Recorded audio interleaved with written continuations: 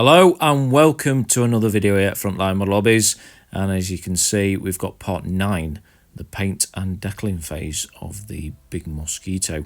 Now as you can see I'm quite struggling to get this one in here. Yeah, she's a big bird, but pretty much this is where we're going to kind of finish off. As you can see I've done all the decaling, and literally I've put every decal on there, and also the paint phase is near enough done. Might need to tot it up a bit. But anyway, so cracking on, first thing I need to do is just make sure that the roundels are in the right place, and also that the camo meets the roundel. So I've put that on there, and then I'm just painting not straight up to it, because obviously I don't want to paint on the decal. I do one side and then I do the other side, as you can see there. And pretty much the reason why I put the decal on there is so that when you actually finish it off and you're doing the decaling, the actual demarcation line matches that said decal or the roundel. Now I pretty much sketched where I wanted to go, and now I want to do it a bit more of a sharper line.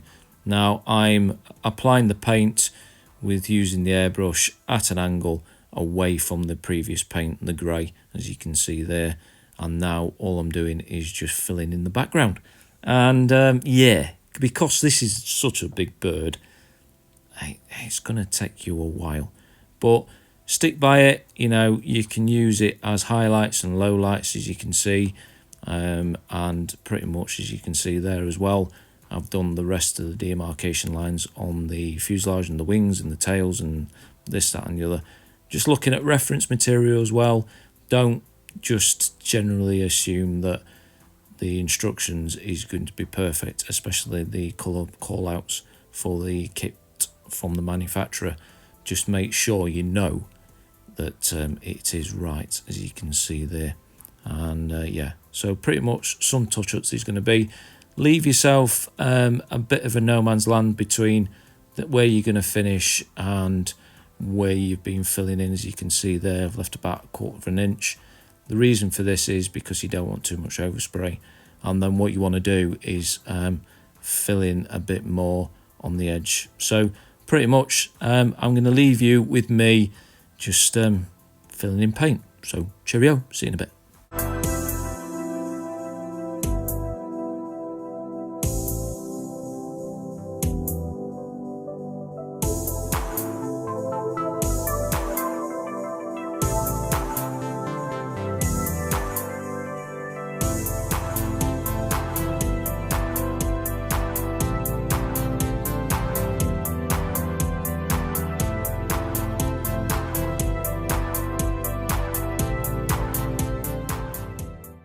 Alrighty then, so now that the painting is done, you've done both the base colours and the demarcation lines are done. Next thing is to do is the bleaching, of which I'm going to use the base colour, which is the grey, and I'm going to use white in mine. Oh yeah, don't forget to paint inside the flaps, because I've got like a knob. And also don't forget the underneath, because aircraft do weather underneath. I've seen it in pictures, obviously. Now, pretty much, like I said, you can use any colour for the bleaching. You can use the base colour, white, base colour with a grey, lighter, whatever you, this, that and the other. Now, also what I've done here is I've mixed the paint very reasonably thin, because I'm going to use a modelling technique for like Luftwaffe aircraft, thinking about where the crews are going to be and this and the other.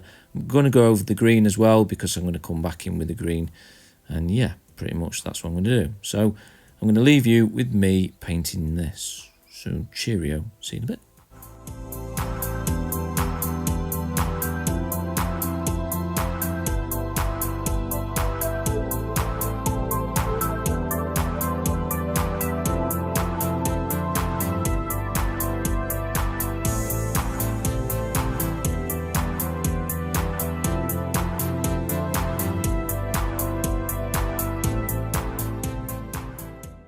So again, as you can see, I've bleached left to right, front to back on the wing, and I've not made it like a crosshatch pattern. There's no need for it really. Reason being is because all the reference material that I've seen, and again it always goes back to the reference material from what you've seen, that these aircraft didn't look like that, and most aircraft don't anyway. So pretty much all I'm doing is just coming backwards and forwards with the base colour, with lighter colours and then darker colours. It does take a lot of time, especially this being 1/24th. And yeah, anyway, I'm going to shut up as per usual. I'll see you in a bit. Cheerio.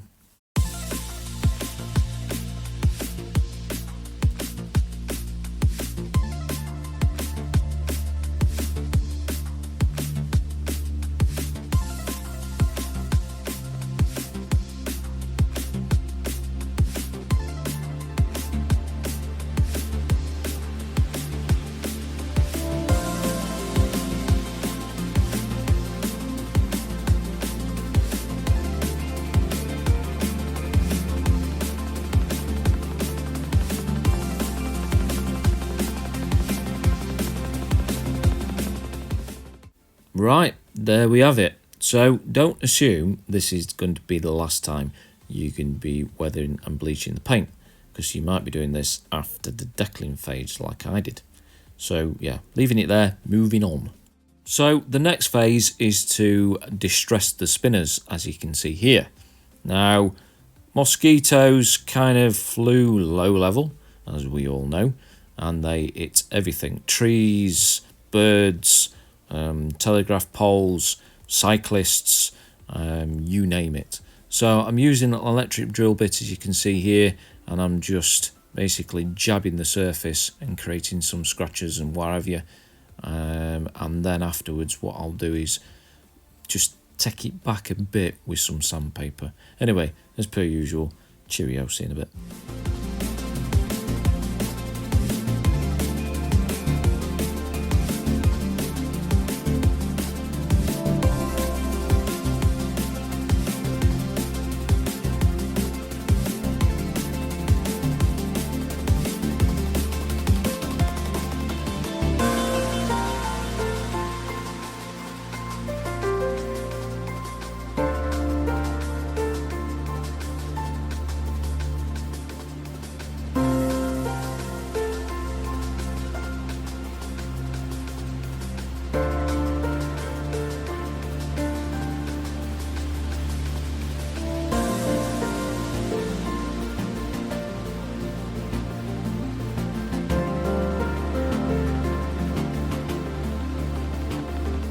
So the next phase was to use some heavy chipping fluid, as you can see here, and then put it on to a silver coat of paint that I've put onto the props, as you can see here. Now pretty much it didn't go to plan, because what you can see is that it's beading up because there's no surface tension. Why is there no surface tension? Because Knob of the Week here forgot to put a flat coat on there first, and then this happened. Not once, not twice, but 3 bloody times. What? Can we say cunt? That's not. Right you are. Cunt! Now, what I'm actually stripping it back with is Mr. Leveling Thinner, and the paint was, I believe, Mr. Hobby Black and AK Interactive Silver, so it is actually all coming off. And as you can see, it comes off to a point, but you do have to rebuff the surface, of which I did it with 600 grit because I want the actual paint to key again. So this was my 3rd and final bloody time. Hooray! The painted, finally, after 3 days. So next thing to do is paint Tamiya buff over the top for some weathering. So cheerio, see you in a bit. And bloody hell, I'm going fast.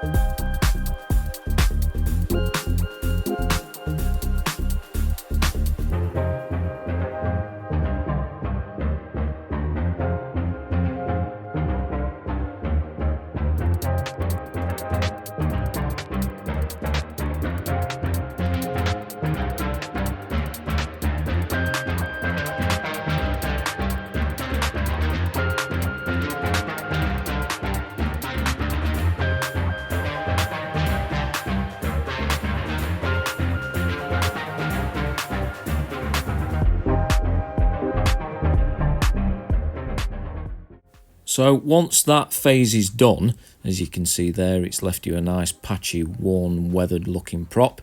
You can go to the next phase. And I'm using the Meg 500 sanding stick here. You can use any manufacturer's sanding stick, but I won't go any lower than 500 grit. The reason being is because you run the risk of removing the black underneath. All you want to do is remove the buff colour, as you can see there. Now, you can take off or remove or leave as much as you want, and I'm just literally lightly rubbing the surface, but it looks like it's not actually removing anything until you rub your finger on it, which I'm going to do anytime soon. Come on, knob. There we go. And as you can see, it's left you a nice patinaed looking prop. Although you can actually take some more off, which I'm going to show you in a minute, and also you can add and spray some more over the top. If you're not quite happy with it, you can spray the black over the top as well, if you're not happy with a lot of it. Because I have actually sprayed it so thin, you can do whatever you want with it. And as you can see here, I'm just spraying some more on this particular prop here. I'm thinking, well, I can just take some more off and this and the other. You can follow whatever reference picture that you've got. Let's face it, all the Mosquito props were kind of like this. So yeah, I'm happy with that. And as you can see, that's what I'm kind of left with. So yeah. Now moving on to something quite controversial, chipping. I have seen reference material of this, so don't worry. So the first thing to do is to paint the base colour, which is going to be Guns H12, and then matte aluminium over the top, which is 8K interactive. One effects, and paint a flat coat before you paint that, you knob.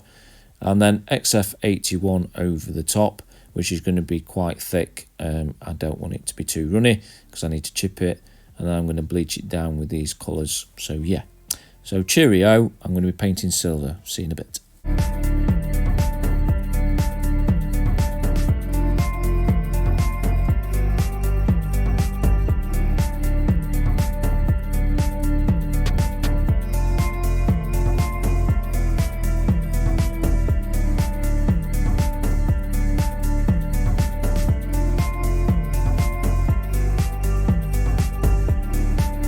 Now, obviously, the final bit is to paint the XF81 and bleach it down and this, that and the other. One thing to note, like I said, don't thin it too much because you want to be able to chip this. So again, see you in a bit.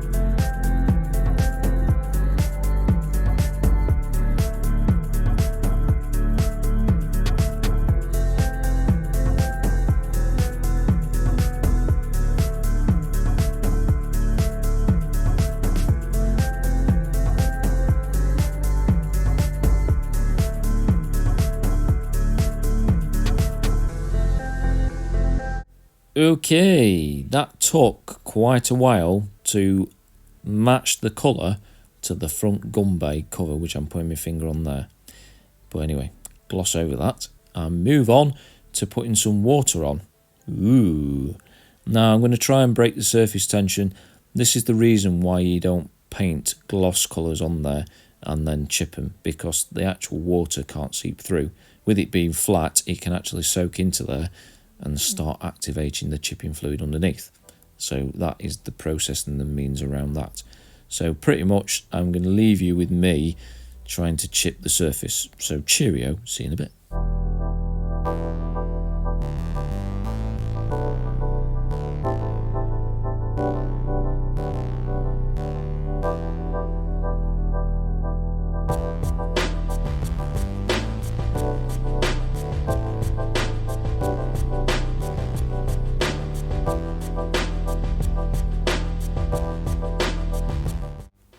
Oh yeah, I forgot to mention one thing. You can use a cocktail stick. I'm using an airbrush needle, as you can see, an old one, mind you. to just chip the surface and activate it a bit more. It's just another means or a way of the chipping fluid, or getting to the chipping fluid underneath the paint. Yeah, anyway, I've rambled on and long enough. Cheerio, see you in a bit.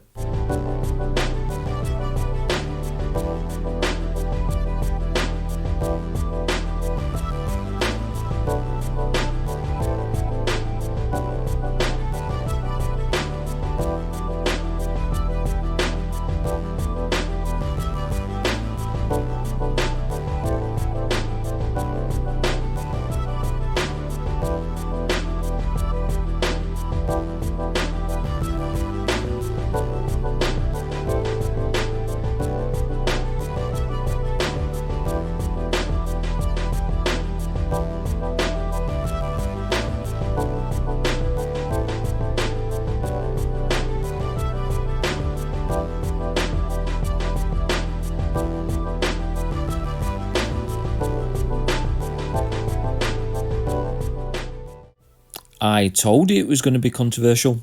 Chipping on a Mosquito. Ooh. Now, yeah, there's certain parts of the Mosquito which are metal, which is this part, as you can see here, and there's the cowlings and this, that and the other. So if you do a reference, you'll find out which is metal and which is not. So far, it's been all paintwork, but now it's time for decaling. Yay! Some of you may not like this, but either way. So the code letters on the side I'm going to cut out because I don't want all that carrier film in there, and it's 24, so why would you? One thing to note is make sure you've got a brand new scalpel blade and a really good straight ruler. In this case I'm using a 15cm ruler, and as you can see I'm just taking my time, leaving around about 1/4 mil left of the carrier film on there all the way around, as you can see. Just taking my time, and also you can do it by hand as well. You don't need the ruler like that bit just there. And also when it comes to the inner curve parts or the outer curve parts, move the decal, don't move the actual scalpel blade, like you can see there. And then when you're done, it just pops out just like that. Anyway, that is cutting out decals. So once I finish with the kit decals, now it's using the Barracuda cowls 1/24 Mosquito airframe stencils expanded. And the reason why I'm using these is because the kit decals are crap, and these are so much easier and better to use. And as you can see, I've already used the ones for the inside, and I've got a shit ton of ones to put on the outside. Now pretty much after I put these on, I consulted my good mate Lenny from RTB Models and said, "Oh, Lenny, did they come with the full stencil sheet?" "No, Rob, no they didn't." "Oh shit." Anyway, so what I'm showing you here is the Barracuda cowl sheet, and as you can see, or what you're going to see later on from the Airfix one, the actual writing and all the details is a lot finer and just a lot better. As you can see just from those keep off boxes, the bottom ones are the Airfix kit, and now you can see that the Airfix ones are smaller. Hint. This is a moment where I go, oh, cock. Okay, so I'm not quite sure why I'm showing you this, but an idiot cutting out a decal. Take one.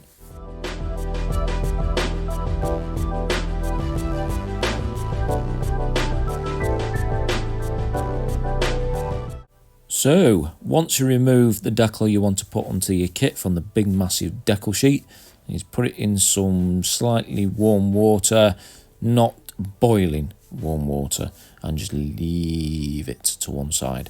And then start panicking and going, oh shit, when you've not noticed and it's done that. But one thing you might find, it's only removed one side from the decal paper. So the one that it hasn't removed, the left hand side, as you can see, just slightly put it into the water, not the whole lot, and then it will do that and remove it completely, which is very, very nice. Next thing you need to do is put some water on just to break the surface tension and just allow the decal to move, and then start panicking again because you've realised it's too bloody big. Nipple wank turd. And as you can see, you've got that panel line there, the one at the bottom there, and you should have a gap there. But it doesn't. So what I did was I trimmed all the way around the outside first, put some water on there again, and then as you can see I'm going to put the decal on and try for a second time. But this time I've trimmed it out. So anyway, cheerio, see you in a bit.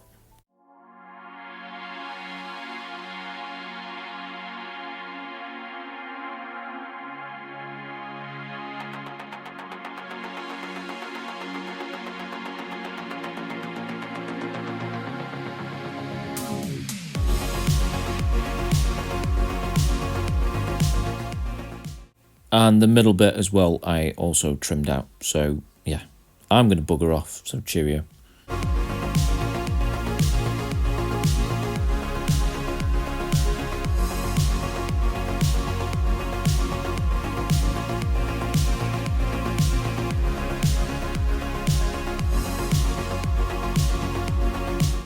Now the next phase in this decaling saga is putting all the long bits on, which sometimes I really hate. Now it's just a case of taking your time and applying a lot of water so that you can move the decal. This way you don't tear it, as you can see there, and this other one I'm just going to place it on and take my time manoeuvring it and manipulating it into the right area. So again, I'm going to leave you with me struggling trying to put it on. Cheerio, see you in a bit.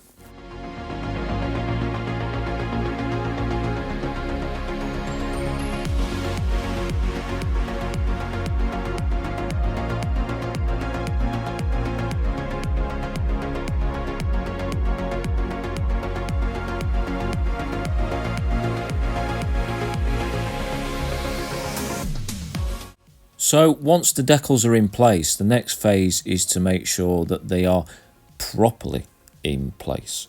And you can do that by doing a lot of measuring. Now you don't really need to have to do this. You can use your Mark 1 eyeball just to make sure it's in the right place.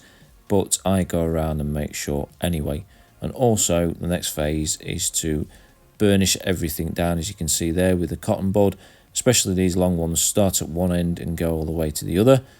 And then finally we're going to put some setting solution on, like you can see there. So pretty much done.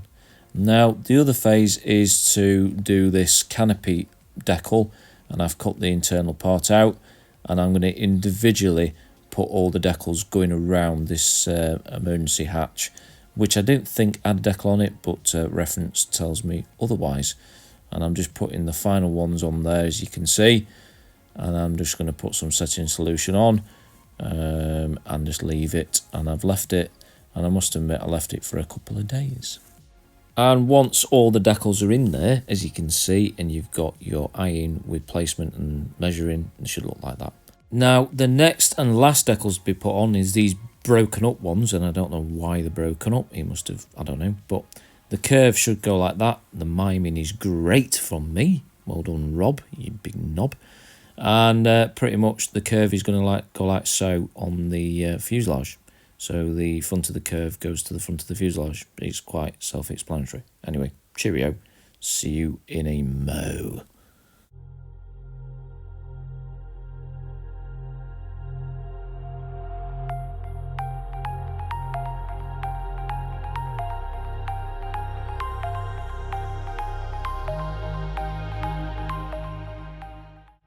Okay, so now using the same principles I did with the wing and all those long decals, is I'm measuring to the back edge of the Bombay with the ruler. It works out to be about 81mm.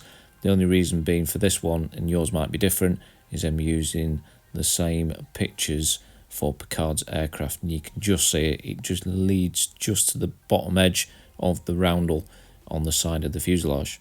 Now, you can fully well imagine putting these brand new decals on here is going to make what you've painted on there look a bit weird. So, I'm using Meng's 2000 grit sandpaper. You can use anybody else's manufacturer's sandpaper or whatever, and you're just lightly buffing the decal just to give it some worn effects, some patina on there, some chipping, and this is what you want to try and recreate, as you can see here.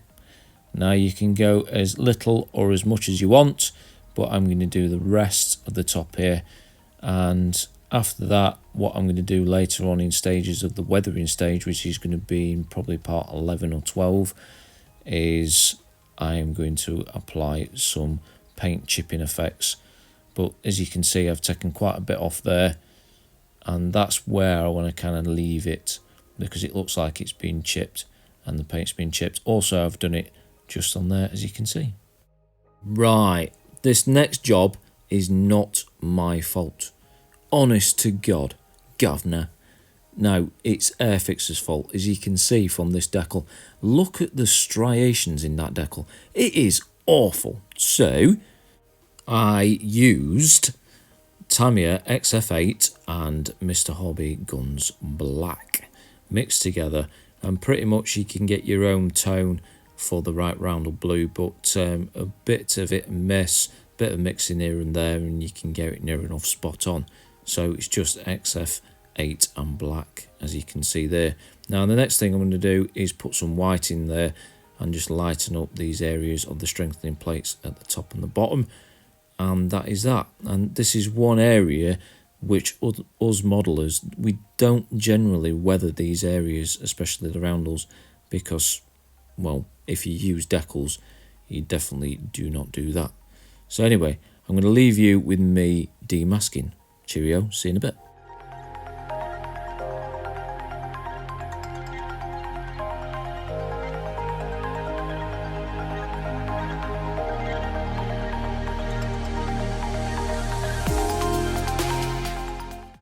Now, I did mention earlier that I was going to do some more post shading after the decaling, and I have done that, as you can see on that cowling there.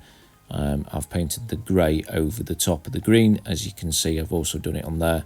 When you paint the green over the top, it gives you a nice worn effect, and it sort of blends it all together. Now, I'm also using this book, which I've used many a time before, but everybody seems to go, "What book are you using?" Yeah, well, it's Sam Publications. If you watch more than 3 minutes of my video, you wouldn't be asking, would you? So pretty much if you turn over the page on this one, you see this lovely looking mosquito on its side. You don't see many pictures of the underneath of a mosquito, but proof it does weather underneath.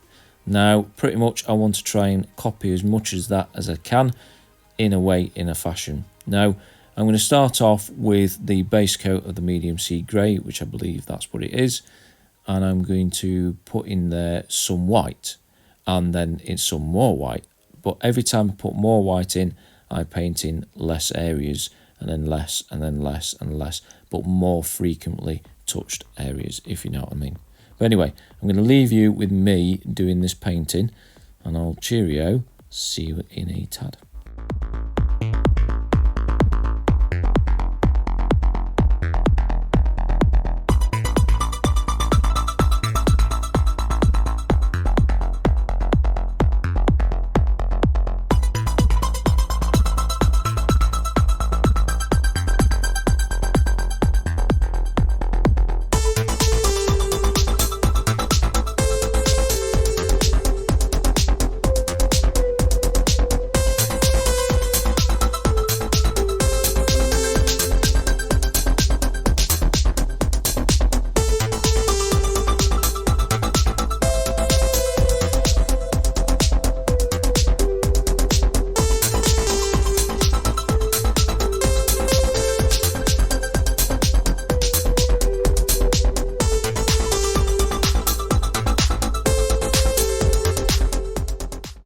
Pretty much I'm going to leave it there. I'll probably come back to this stage when I do the weathering.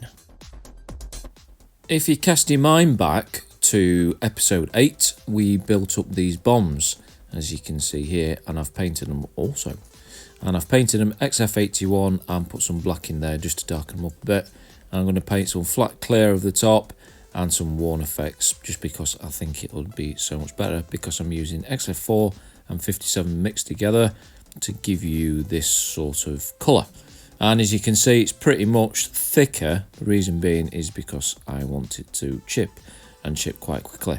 So again, cheerio, see you in a tad.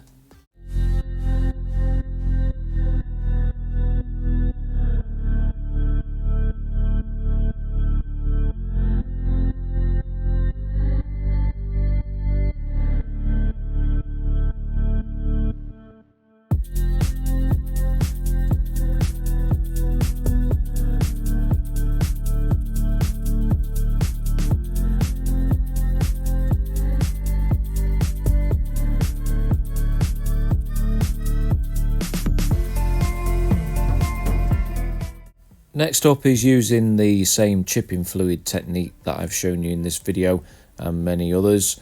So I'm going to leave you with me doing this. So see you in your mo.